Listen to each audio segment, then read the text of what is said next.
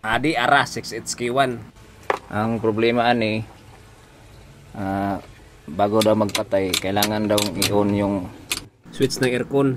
Titingnan natin, bandarin natin. Okay. Patayin natin sa susi. Wala oh. Kita naman natin na kahit na naka-switch off na yung susi ay ayaw pa rin mamatay ng makina. Oh, yan yung patayan niya. Minsan mamatay, minsan ay wala. Pero ang pinaka the best talaga na gawin ay i-on natin yung aircon. Aircon, patay siya. Yan. Isa pa.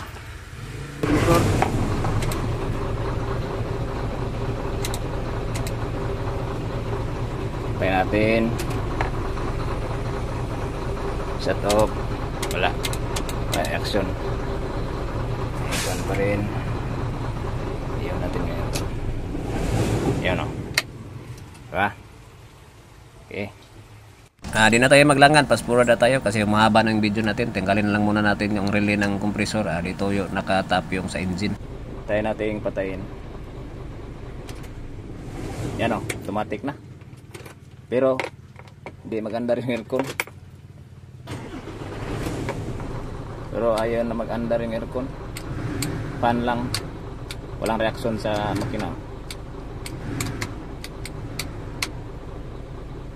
Balik natin. Aircon. Ayan o, may reaction yung makina. Okay. Pero hindi mamatay sa diretso dito. Wala o. Kailangan nating i-on yung aircon bago siya magpatay. Okay.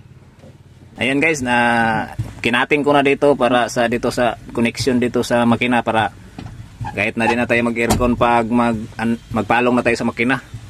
Nakuha na lang ako dito, naglagay na lang ako ng fuse pero i-fix lang natin to lahat. Okay? Try natin. Start.